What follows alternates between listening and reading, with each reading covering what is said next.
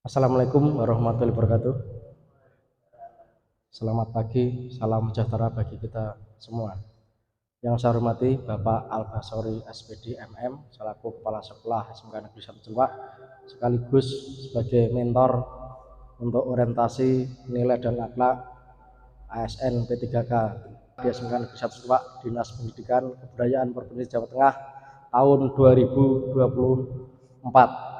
Orientasi ini bertujuan untuk membekali P3K dengan pemahaman mendalam tentang tugas dan tanggung jawab serta nilai-nilai ASN berakhlak di lingkungan khususnya di SMK Negeri 1 Celwak. Latar belakang kebijakan Kemendikbudristek tahun 2021 tentang pemenuhan guru melalui seleksi P3K mendorong kebutuhan akan orientasi bagi P3K baru. Orientasi ini bertujuan untuk meningkatkan kapasitas dan kapabilitas P3K khususnya di lingkungan pemerintah Provinsi Jawa Tengah dan Dinas Pendidikan dan Kebudayaan. Fokus pengenalan tugas, pokok, fungsi, disiplin pegawai, etika serta penilaian kinerja. Ada 3, yaitu pembinaan dan pembekalan. Orientasi menjadi wadah pembinaan dan pembekalan bagi P3K baru di lingkungan pemerintah Provinsi Jawa Tengah. Yang kedua, pengelolaan tugas dan fungsi. P3K diperkenalkan dengan tugas pokok dan fungsi mereka sebagai ASN P3K khususnya di Dinas Pendidikan dan Kebudayaan. Kemudian yang ketiga, disiplin dan etika. Pemahaman tentang disiplin pegawai pemerintahan dan etika kerja bagi bagian penting dalam orientasi yang dilakukan saat ini. Maksud dan tujuan orientasi nilai dan etika bertujuan untuk memberikan pemahaman komprehensif tentang peran, tugas, dan tanggung jawab P3K serta nilai-nilai yang dijunjung tinggi di instansi pemerintah. Harapannya P3K dapat menginternalisasi dan mengaktualisasi nilai-nilai tersebut dalam pelaksanaan tugas mereka. Pengelolaan tugas dan fungsi ASN P3K memberikan penjelasan tentang tugas tanggung jawab sebagai ASN P3K di lingkungan Dinas Pendidikan Jawa Tengah. Internalisasi nilai dan etika mendorong internalisasi nilai-nilai ASN berakhlak dan etika instansi Dinas Pendidikan Provinsi Jawa Tengah. Kemudian visi dan misi Provinsi Jawa Tengah di tahun 2025 sampai dengan 2045, Jawa Tengah sebagai penumpu pangan dan industri nasional yang maju, sejahtera, berbudaya dan berkelanjutan. Kemudian untuk menunjang visi tersebut yaitu ada 8 misi yang dirumuskan sebagai berikut. Untuk menunjang visi tentunya ada misi yang harus dilaksanakan supaya visi bisa berhasil. 1 yaitu transformasi sosial, kemudian 2 transformasi ekonomi, 3 transformasi tata kelola, 4 transformasi daerah tangguh, demokrasi substansial dan stabilitas ekonomi makro daerah. Selanjutnya 5 ketahanan sosial, budaya dan ekologi, pembangunan kewilayahan yang merata dan berkeadilan. 7 sarana prasarana berkualitas dan ramah lingkungan. Kemudian misi yang terakhir adalah kesinambungan pembangunan di SMK Negeri 1 Celwak, yaitu tujuannya 1 mewujudkan pembelajaran teaching factory atau TEFA dan kelas industri. Jadi SMK Negeri 1 Celwak sudah berusaha dengan kelas sistem blok ini merupakan bentuk dari teaching factory dan kelas industri. Kemudian yang kedua mewujudkan sekolah yang berorientasi pada produk karya siswa. Jadi siswa seperti contoh kemarin untuk siswa TI itu sudah menghasilkan produk dengan ada EOT dan printing 3D. Kemudian untuk yang TSM sudah real dengan jasa real, yaitu servis ringan ataupun kunjungan servis yang berusaha sama dengan ahas setempat. 3. Memelihara dan meningkatkan jaringan kerjasama dengan perguruan tinggi serta dunia usaha. Jadi beberapa tahun ini sekolah SMK Negeri Tua sudah gencar untuk melaksanakan MOU dengan industri guna supaya lulusan yang ada di SMK Negeri 1 Tua terserap di dunia industri ya. Kemudian mencetak lulusan yang beriman, bertakwa, berakhlak mulia serta memiliki pedulian dan empati. Ini adalah attitude. Jadi dituntut bahwa lulusan SMK Negeri 1 Tua harus mempunyai karakter, bertakwa, berakhlak mulia serta memiliki kepedulian dan empati. Yang 5. Membekali para didik dengan jiwa nasional, demokrasi, patriot, gotong royong serta mengembangkan budaya lokal. 6. Mengembangkan sekolah agar menjadi sekolah rujukan nasional. Kemudian sasaran dari orientasi itu adalah sasaran dari program dari SMK Negeri 1 Tua. 1. Peserta didik SMK Negeri 1 Tua. 2. Masyarakat sekitar SMK Negeri 1 Tua Pati. Kemudian industri, dunia usaha dan dunia kerja atau eduka. Kemudian yang terakhir adalah untuk RHK ya. RHK yang kita ambil untuk atau rencana hasil kerja pimpinan yang intervensi, saya mengambil terlaksananya peningkatan kualitas praktik pembelajaran guru dengan indikator meningkatkan kualitas praktik pembelajaran. Rencana hasil kerja yang 1, tersusunnya kurikulum satuan pendidikan atau KSP sebagai acuan dalam meningkatkan pembelajaran. 2. Terlaksana pembelajaran melalui perencanaan dan perangkat penilaian atau asesmen yang mengacu pada kurikulum satuan pendidikan. 3. Meningkatkan praktik manajemen kelas yang berfokus pada keteraturan suasana kelas.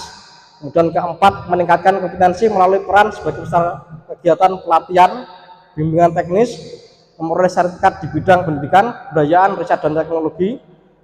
5. Meningkatkan kompetensi melalui peran sebagai partisipan kegiatan seminar, lokakarya, konferensi, simposium, studi banding dengan didengarkan bidang pendidikan. Jadi untuk poin ke-4 dan 5 ini dibuktikan dengan sertifikat. Kemudian untuk yang tersusunnya KSP pembelajaran ini itu kita menyusun ada ATP, kemudian ada modul, ada job sheet atau lembar kerja. Meningkatkan praktek manajemen kelas ini bisa melalui observasi kelas atau penilaian yang dilakukan oleh kepala sekolah terhadap guru yang mengajar. Nah, kegiatan dan tahapan RHK rencana hasil kerja yang ingin saya capai yaitu terlaksananya pembelajaran melalui perencanaan dan perangkat penilaian asesmen yang mengacu pada kurikulum satuan pendidikan. Salah satunya ada 4 untuk menunjang itu. Yang pertama adalah menyusun perangkat pembelajaran, itu ada ATP, modul, job sheet dan asesmen penilaiannya. Kemudian melaksanakan pembelajaran dengan suasana ketaruhan kelas ataupun dengan metode PJBL ya, project basic learning. Ketiga, melaksanakan kegiatan evaluasi asesmen dan relasi pembelajaran. Keempat, menyusun rencana tindak lanjut. Dari yang indikatornya ada 3 aspek yang perlu dipenuhi, kualitas, kuantitas, dan waktu. Untuk kualitas, kesesuaian pelaksanaan pembelajaran, evaluasi dan refleksi targetnya adalah 100%. Kemudian kuantitas adalah tingkat keterlaksanaan pengelolaan pembelajaran yang mengacu pada satuan kurikulum pendidikan dengan 1 dokumen. Waktu, ketepatan waktu dalam melaksanakan kegiatan targetnya adalah 6 bulan. Output kegiatan yang ingin dicapai yaitu tersusunnya perangkat pembelajaran yang sesuai dengan KSP, kemudian terlaksananya kegiatan pembelajaran yang efektif dan bertanggung jawab. Ketiga, terlaksananya kegiatan evaluasi pembelajaran berupa penilaian secara peserta didik dengan akuntabel, jujur. 4. Laporan RTL atau rencana tindak lanjut.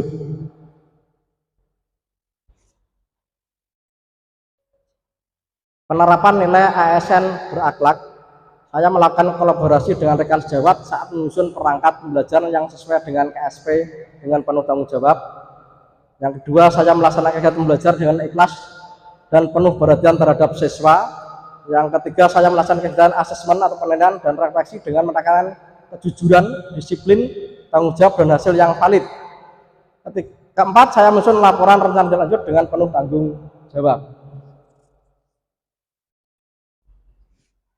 Kesimpulan sebagai seorang ASN 3 kita harus mampu, satu, memahami serta menerapkan nilai dan etika di lingkungan pemerintahan Provinsi Jawa Tengah atau lingkungan pendidikan Provinsi Jawa Tengah. Dua, memahami serta menerapkan nilai dan etika di lingkungan sekolah, membuat dan melaksanakan rencana kerja P3K di lingkungan sekolah.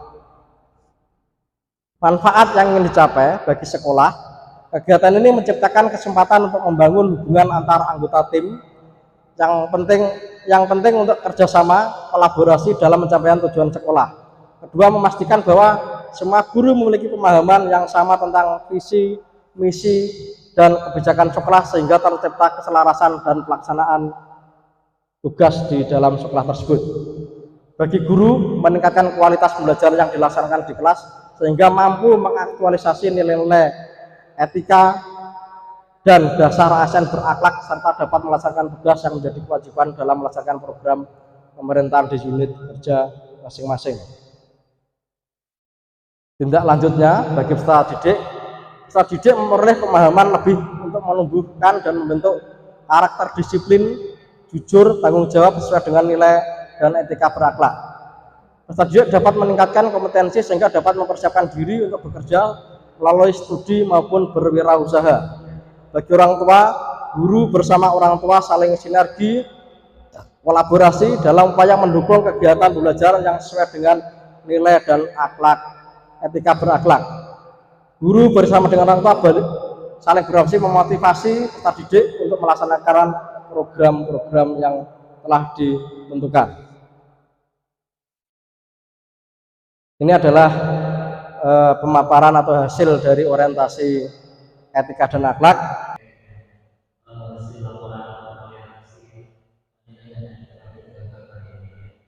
Pertanyaan saya yang terkait dengan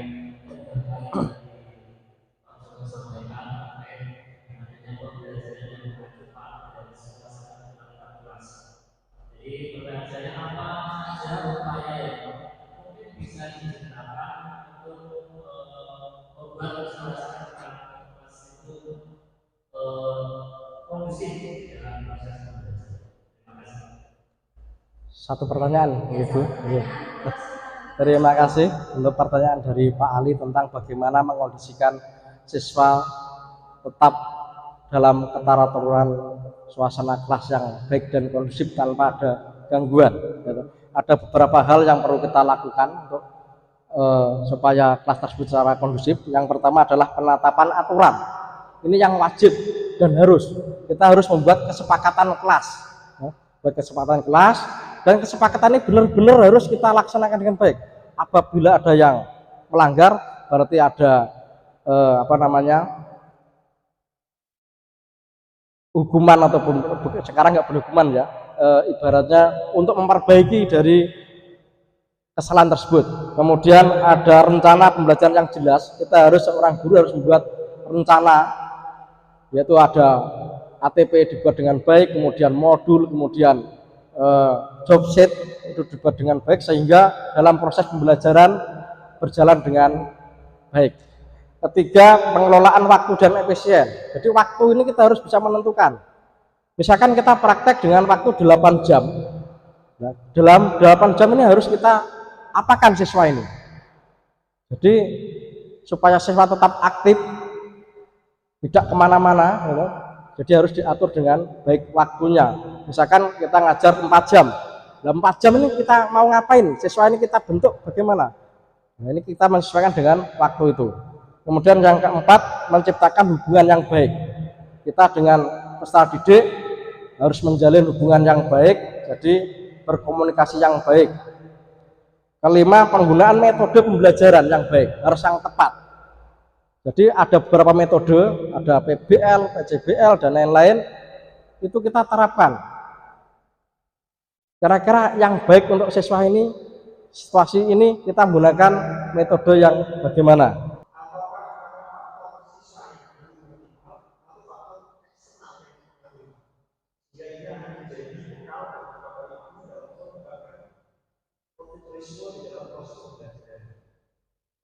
Nggih. Kemudian pada manfaat manfaat Bapak Joko dalam mengikuti orientasi ini adalah bagi peserta adalah peserta didik memperoleh pemahaman dan contoh dari guru yang berakhlak sehingga peserta didik mampu menumbuhkan dan berkarakter di sini jujur dan adil. Jadi maksudnya adalah dengan pendidikan orientasi kita menunjukkan sebagai ASN yang berakhlak. Ini akan mengimbas pada siswa sehingga siswa mencontoh kita. Karena guru adalah figur dan sebagai role itu ASN berakhlak ini sangat tepat kalau kita bisa menunjukkan perilaku positif kepada siswa-siswa. Meniru, mencontoh kita. Jadi perlu dikatakan. Terima kasih Pak Alba.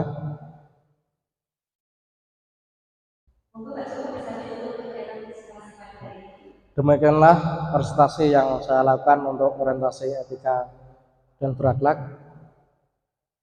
Saya akhiri sekian. Wassalamualaikum warahmatullahi wabarakatuh.